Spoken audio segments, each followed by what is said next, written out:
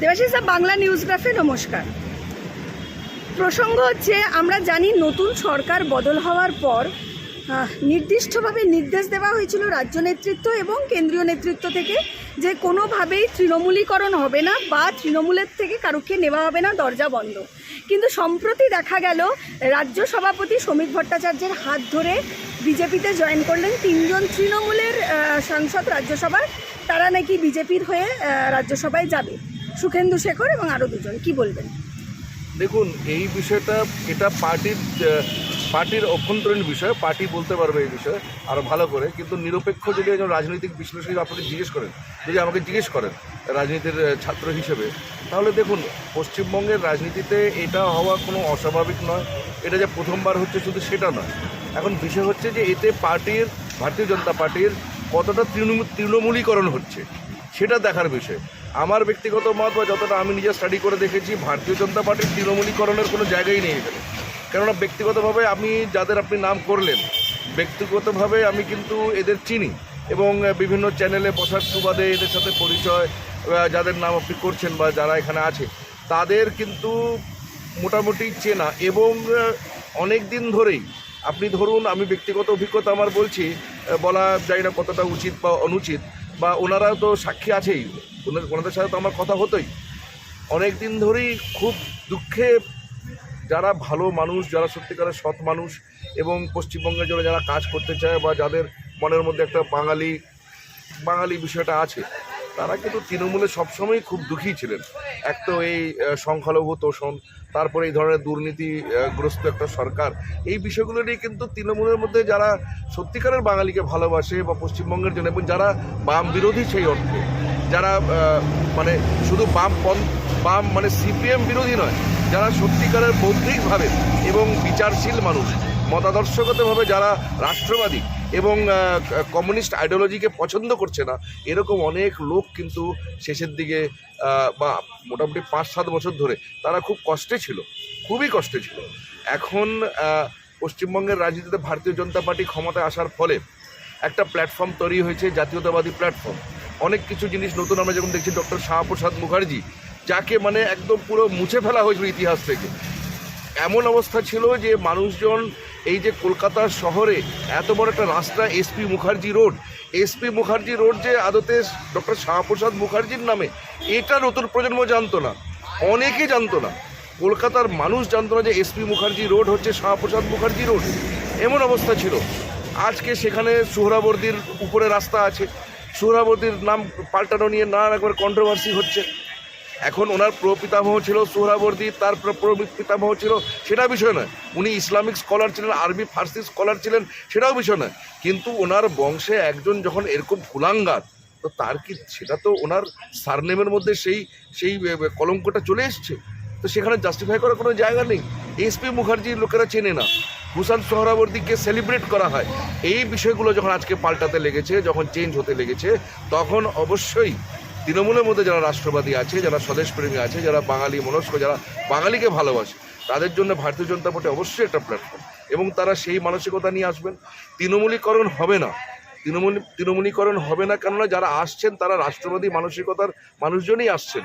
তারা ওখানে তাদের খুব কষ্ট হচ্ছিল ব্যক্তিগতভাবে, তবে দিচ্ছি যারা এখানে এই প্রশ্ন সবাই কিন্তু এই কথাটাই বলে। সম্প্রতি সুখেন্দু শেখর বাবুও বলেছেন যে আমি পাপীদের সঙ্গে ছিলাম, আমিও পাপ করেছি, প্রায়শ্চিত্ত করছি। বিষয়টা এটাই, যখন পরিবর্তন হলো তখনই তাদের প্রায়শ্চিত্ত করার জন্য মনে পড়লো, এবং প্রায়শ্চিত্ত করার প্ল্যাটফর্ম কি একমাত্র বিজেপি? মানে সবাই দেখেছি যখন প্রায়শ্চিত্ত করতে যায় বলে আমি প্রায়শ্চিত্ত করবো, বিজেপিতে চলে আসবে। দেখুন, এখানে দুটো, যখন ক্ষমতা ছিল মমতা বন্দ্যোপাধ্যায়ের ক্ষমতা যখন তুঙ্গে, তখনও এই দুর্নীতি করে গেছে তৃণমূল, এবং এসএসসি থেকে আরজি কর থেকে একাধিক, তখন কেন তারা পদত্যাগ করে তাদের প্রায়শ্চিত্তের কথা মনে হয়নি? আপনি যাদের নাম বলেন, শক্তি শেখরদা এবং বিশ্বরূপ না আরেকজন কে আছে, প্রকাশ বড়াই, আরেকজন হচ্ছে বিশ্বনাথ, না একজন মহিলা, ওই নামটা আমি ভুলে যাচ্ছি, যাই হোক। হ্যাঁ, দেখুন, আপনারা যদি এদের একটু যদি এদের প্রোফাইলটা দেখেন, তৃণমূল ক্ষমতা থাকা সত্ত্বেও ক্ষমতার সময়ও এরা মানে কুণ্ঠিতই ছিল, এরা সেই অর্থে মার্জিনালাইজ ছিল। আমরা যদি একটুখানি ওদের স্টাডি করি, তৃণমূল কংগ্রেসে যখন শাসন ছিল তখন এরা কিন্তু মানে সেই অর্থে এরা কিন্তু মার্জিনে চলে গেছিলো, এরা কিন্তু কিন্তু একদম প্রকাশ সিং বড়াইক যিনি জয়েনিং করেছেন তাকে নিয়ে ইতিমধ্যেই কিন্তু ভিডিও ভাইরাল বিজেপির নেতা, যেমন মন্ত্রী সুকান্ত মজুমদার এবং আরেকজন নামটা ভুলে যাচ্ছি, মানে উনি দুজনে মিলেই কিন্তু ইতিমধ্যে বলেছিলেন যে উনি কতটা দুর্নীতিগ্রস্ত এবং গরু পাচার, কয়লা পাচার এগুলোর সাথে যুক্ত। মন্ত্রী বলছেন সুকান্ত মজুমদার। দেখুন, রাজনীতির ক্ষেত্রে তখন রাজনীতির প্রচারে যেরকম যা করার করণীয়, যেরকম যা হওয়ার সেটা হয়েছে, সেটা তো ভোট রাজনীতির একটা অঙ্গ।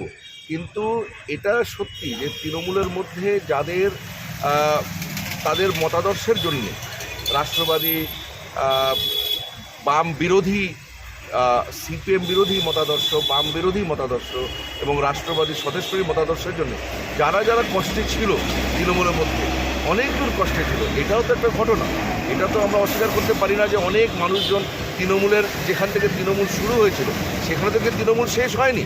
তৃণমূল যেখানে শুরু হয়েছিল সেটা, তাহলে আপনিও মানছেন ভালো তৃণমূল আছে? না, তৃণমূলের মধ্যে ভালো লোক আছে, তৃণমূল ভালো হওয়ার প্রশ্ন নেই। তৃণমূলের মধ্যে ভালো মানুষ অবশ্যই ছিল, সব রাষ্ট্রবাদী চেতনার মানুষ সবসময় ছিল। আমরা সুভাষ চক্রবর্তীকে দেখেছি, উনি তারাপীঠে গিয়ে পুজো দিয়েছেন। আজীবন উনি কমরেড ছিলেন, কমিউনিস্ট ছিলেন, মার্ক্সবাদী লেনিনবাদী চিন্তাধারায় উনি একদম পুরো ট্রেন্ড ছিলেন, সেই অর্থে মানে বদ্ধপটিকর ছিলেন উনি, মার্ক্সবাদী লেনিনবাদে উনি দীক্ষিত ছিলেন। তৎসত্ত্বেও সুভাষ চক্রবর্তীকে আমরা দেখেছি উনি তারাপীঠে গিয়ে পুজো দিয়েছেন। আমরা শুভঙ্কর চক্রবর্তীকে দেখেছি, উনি আশুতোষ কলেজের প্রিন্সিপাল ছিলেন শুভঙ্কর চক্রবর্তী। উনি যেভাবে জিন্স এবং এই ওয়েস্টার্ন কালচারের অপসংস্কৃতির বিরুদ্ধে, এমটিভি কালচারের বিরোধিতা করেছিলেন সেই সময় 90-এর দশকে এবং আর্লি 2000, যেভাবে উনি বিরোধিতা করেছিলেন, তখন তো ওনাকে তো সেই অর্থে দক্ষিণপন্থী মনে হতো। উনি যেভাবে ড্রেস কোড অ্যাপ্লাই করে দিয়েছিলেন আশুতোষ কলেজে শুভঙ্কর চক্রবর্তী, উনি তো সিপিএমের মেম্বার ছিলেন। তো সেই জন্য প্রত্যেকটা দলের মধ্যে সব রকমের মতাদর্শের কিছু না কিছু অংশ থাকে। তৃণমূলের মধ্যে যারা স্বদেশপ্রেমী, যারা দেশপ্রেমী, ইনফ্যাক্ট সিপিএম বামপন্থী দলগুলোর মধ্যেও যারা একটু, যাদের রাষ্ট্রবাদ আছে কিছু চিহ্নিত, তাদের জন্য বিজেপি প্ল্যাটফর্ম। কেন বিজেপি একমাত্র ঘোষিত প্ল্যাটফর্ম যে কখনো নেতিবাচক কথা কখনো বলেনি। যে যেরকম তৃণমূলের মতাদর্শই ছিল যে সিপিএম বিরোধী, একটা নেতিবাচক মানে নেগেটিভ কথা কখনোই বিজেপি বা আরএসএস বা এদের কোনো নেগেটিভ কথা নেই, সবসময় পজিটিভ কথা রয়েছে। আমরা রাষ্ট্রের পক্ষে, কারোর বিরুদ্ধে নয়। আমরা হিন্দুদের পক্ষে, মুসলমানদের বিরোধী নই। আমরা রাষ্ট্রের পক্ষে, ধর্মের পক্ষে, হিন্দুদের পক্ষে, ভারতীয়তার পক্ষে, ভারতের সভ্যতা সংস্কৃতি যার মধ্যে হিন্দু আছে তার পক্ষে। কারণ মুসলমান বিরোধী নয় আরএসএস বিজেপি, কোনো মতাদর্শের বিরোধী নয়। আমরা ইতিবাচক একটা প্ল্যাটফর্ম বিজেপি। সেই জন্য অবশ্যই স্থান যাদের রাষ্ট্রবাদ চিন্তাধারা আছে, মনোভাব আছে, তাদের জন্য প্ল্যাটফর্ম বিজেপি হবেই। এটার মধ্যে কেননা কোনো তো নেগেটিভ আইডিওলজি সে অর্থে বিজেপি আরএসএস নেই, পজিটিভ। এক্ষেত্রে দেখা যাচ্ছে এই যে জয়েনিং হওয়ার পর অনেক জায়গায় অনেক বিরোধ হচ্ছে, সোশ্যাল মিডিয়া বা বিভিন্ন জায়গায় দেখা যাচ্ছে যে মানুষ চেয়েছিল যেটা, তার বিরুদ্ধে মানুষ তো এই তৃণমূলের লোকেদের আর দেখতে চাইও নি। সেই জায়গায় দাঁড়িয়ে আবার বিজেপি যেটা বলেছিল যে না, কারুকে জয়েন করা হবে না, 2 মাস যেতে না যেতে জয়েনিং। এই জায়গায় দাঁড়িয়ে কোথাও নিচু স্তলার যারা কর্মী, যারা দীর্ঘদিনের বিজেপি করছে বা আরএসএস থেকে আসা, যারা প্রায় তাদের জীবনের 15-20 বছর দিয়ে দিল, তো সেক্ষেত্রে দাঁড়িয়ে তাদের মনোবল কি কিছুটা ভাঙবে না, কি মনে হয়? দেখুন, যেটা বা এখানে আমি আরেকটা জিনিসও আপনার থেকে প্রতিক্রিয়া নেব, কোথাও কি রাজ্যসভায় যাওয়ার জন্য বিজেপির কোনো কেউ যোগ্য ছিল না? যেমন আমি একাধিক নামও বলতে পারি, দেবজিৎ সরকার, সায়ন্তন বসু, আরও অনেকে আছে যাদের সবটাই, তাদের পুরো জীবনটাই বিজেপির জন্য উৎসর্গ করা। এরা কি কোনো যোগ্য নয় রাজ্যসভায় যাওয়ার জন্য? দেখুন, এখানে রাজনীতির অনেকগুলো ধাপে রাজনীতির কৌশল থাকে। একটা কৌশল যেটা পরিষ্কার বোঝা যায় সেটা হচ্ছে বিরোধীকে একটুখানি দুর্বল করার জন্যে। বিরোধীর, সেটা আমরা প্রাচীন যুগ থেকে দেখে এসেছি। সেটা চাণক্যের অর্থশাস্ত্রের মধ্যে রয়েছে, কূটনীতির সমস্ত যে আমাদের যে গ্রন্থশাস্ত্র আছে সেখানে বলাই হয়েছে শত্রু আমার মিত্র। তো সেই জন্যে শত্রুকে দুর্বল করার জন্যে তার দলকে ভাঙিয়ে নেওয়া, তার অনুগামীদের মধ্যে একটা সাম দাম দণ্ডভেদ যা আমাদের শাস্ত্রে রয়েছে। তো যদি রাজনীতি একটা যুদ্ধ হয়, রাজনীতি যদি একটা কৌশলের কোনো ব্যাপার থাকে রাজনীতির মধ্যে, তাহলে অবশ্যই সাম দাম দণ্ডভেদ যখন প্রয়োগ করা হচ্ছে এবং এমন একটা পরিস্থিতিতে যখন আমরা দেখতে পাচ্ছি যে দীর্ঘদিন পশ্চিমবঙ্গের রাজনীতিতে কখনো সেই অর্থে বিজেপি আরএসএস তারা কখনো জায়গা পায়নি এবং প্রথম দিন থেকেই, যেদিন থেকে শুরু হয়েছে সেদিন থেকে এখানে সেই অর্থে একতরফা রাজনীতি, একতরফা ন্যারেটিভ, একতরফা বিমর্শ চলেছে। অর্থাৎ সেকুলার, লিবারাল, প্রোগ্রেসিভ, মার্ক্সবাদী, লেনিনবাদী, বিপ্লবী, এই বাম মনস্ক বাম দিকের মতাদর্শ ন্যারেটিভ একতরফা চলেছে। সেখানে এতদিন পরে যখন একটা অল্টারনেটিভ পরিস্থিতি তৈরি হয়েছে, তখন রাজনীতির কৌশল, রাজনীতির বিষয়গুলো তো এখানে খাটবেই। কেননা যেই শক্তিগুলোর বিরুদ্ধে আজকে বিজেপি আরএসএস দাঁড়িয়েছে, তাদের তো এখানে শিকড় অত্যন্ত গভীরে রয়েছে, একদম ডিপ রুটেড সেই ফোর্সেসগুলো রয়েছে। এত গভীরে ঢোকা যাদের শিকড়, তাদের যদি একদম বিপুল বিনাশ করতে হয়, যদি তাদের একদম উপরে ফেলতে হয় শিকড় থেকে, তাহলে এরকম কৌশলের জায়গা সবসময় আছে। রাজনীতি এরকম হবেই এখানে। কারণ ভারতীয় জনতা পার্টি এমন একটা পরিস্থিতিতে পশ্চিমবঙ্গে এসছে, যেখানে পশ্চিমবঙ্গ ইতিহাসের সন্ধিক্ষণে বসে রয়েছে।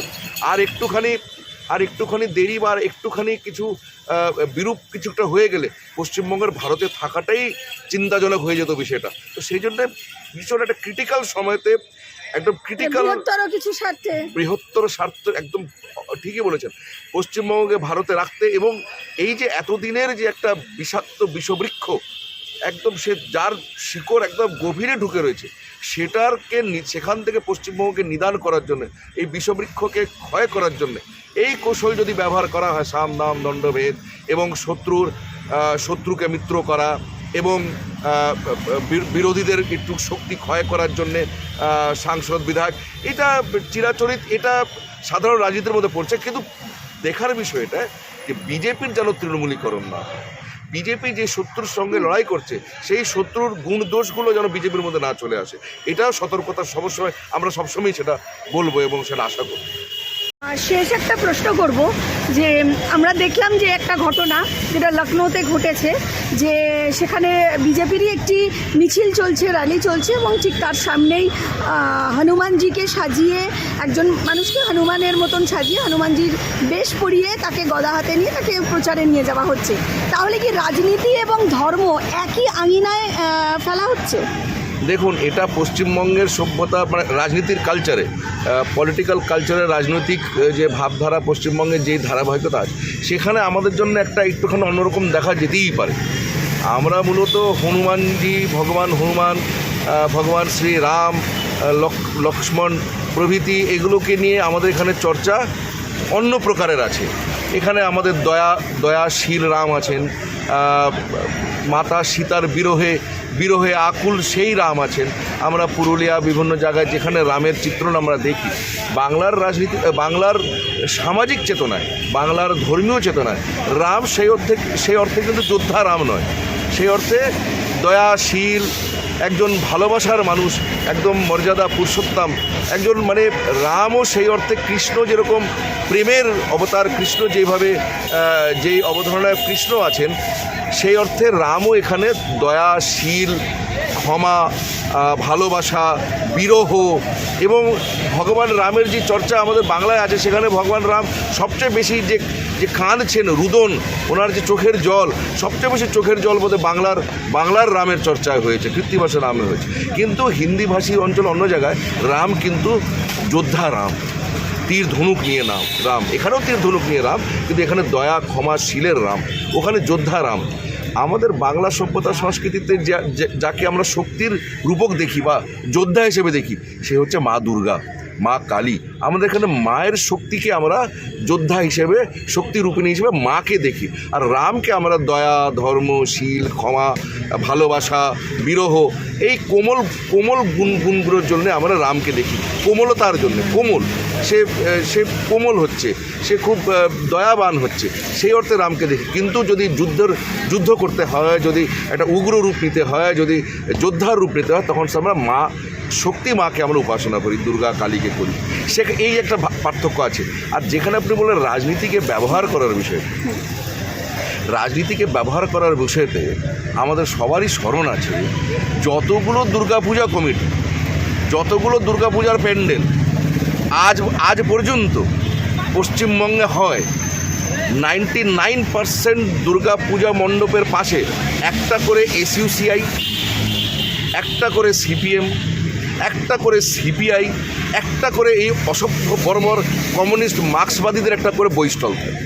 এবং প্রত্যেকটা বইয়ের স্টলে, যেটা ওনারা দুর্গা মণ্ডপের পাশেই লাগিয়েছেন, একদম যুক্ত করে প্রায় ফেভিকল দিয়ে লাগিয়ে এই যে বই মণ্ডপগুলো এই বামপন্থীরা দুর্গা মণ্ডপের পাশে লাগায়, প্রত্যেকটা মণ্ডপে দেখবেন মা দুর্গাকে কীরকম কুৎসিত ভাষায় বর্ণনা, হিন্দু ধর্মকে গালাগাল এবং হিন্দুদের গালাগাল, পশ্চিমবঙ্গের সেই ঐতিহাসিক ভারতীয় ঐতিহ্যকে গালাগাল, মাকে গালাগাল, দুর্গা পূজাকে ভর্ৎসনা, এগুলো করে এরা বইয়ের স্টল লাগাচ্ছে পূজা মণ্ডপের পাশে নিজেদের রাজনীতির প্রচার। কেন পূজা প্যান্ডেলের পাশে যে বইয়ের স্টলগুলো লাগিয়েছে কমিউনিস্টরা, ওখানে তো কোনো ধর্ম প্রচার করছে না, কোনো সামাজিকতার প্রচার তো করছে না, সমস্ত ওরা নিছক খাঁটি 16 আনা ওনারা রাজনীতি করছেন। তো বামপন্থীরা যখন দুর্গা প্যান্ডেলের পাশে বইয়ের স্টল লাগিয়ে রাজনীতি করছে, সেটা যেরকম বাঙালির চোখে পড়ছে না, আমার মনে হয় না এটাও চোখে পড়ার কথা। আর যদি হনুমানজির এই বিষয়টা যদি চোখে পড়ে, তাহলে প্রত্যেকটা বাঙালির এখন এই মুহূর্তে অঙ্গীকার করা উচিত যে যখন কোনো সিপিএমের বইয়ের স্টল দেখবে পূজা মা দুর্গার প্যান্ডেলের পাশে, সেটাকে যেন উবড়ে ফেলা হয়, ভাঙচুর করে বইগুলোকে আগুনে দিয়ে দেওয়া হয়, বিসর্জন করা হয় বা একদম তাদের শেষকৃত্য করা হয়, এরকম অঙ্গীকার করা উচিত। যদি সেখানে রাজনীতিতে ধর্ম থাকে, তাহলে এটা কোন ধরনের রাজনীতি এই কুলাঙ্গাররা মা দুর্গার প্যান্ডেলের পাশে বইয়ের স্টল লাগিয়ে করছে? এটা হচ্ছে আমার প্রশ্ন। ধন্যবাদ।